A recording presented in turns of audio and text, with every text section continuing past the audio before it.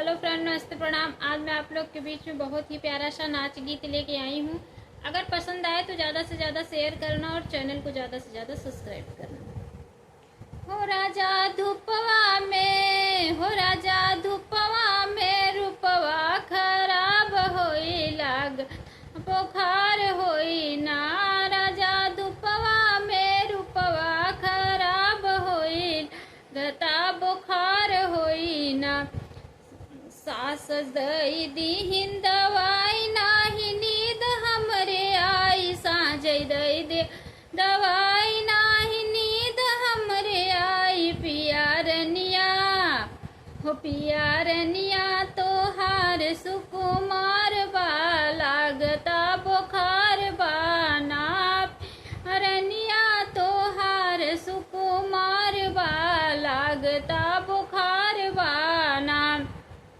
हो राजा धूपवा में रूपवा खराब होई लागता बुखार होई ना।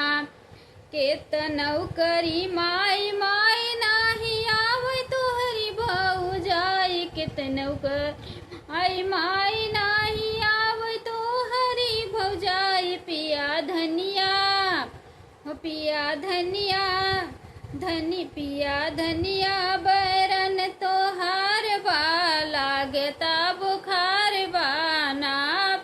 धनिया बैरन हमार बा लागता बुखार बाना।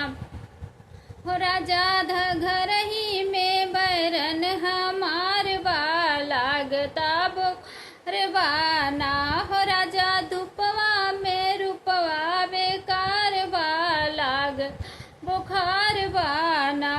कितनौ नजर झराई मिर्ची सरसों झूठ लगाई। कितनौ नजर झराई मिर्ची सरसों लगाई। कोट का निकाली चौराहे पे पर तोहरी बहिनी हो राजा तोहरी बहिनी पूछई एक बार या लागता बुखार पिया ना।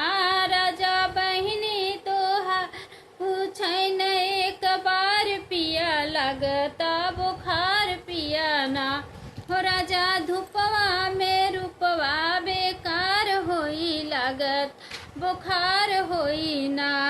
साँझ दई देह दवाई नाही हम नींद हमरे आई। साँझ दई देह दवाई नाही नींद हमरे आई। पिया धनिया हार सुकुमारी बा लागता बुखार बाना। बहुत बहुत धन्यवाद। ज़्यादा से ज़्यादा शेयर करना और वीडियो को देखना तो ज़्यादा से ज़्यादा कमेंट करना।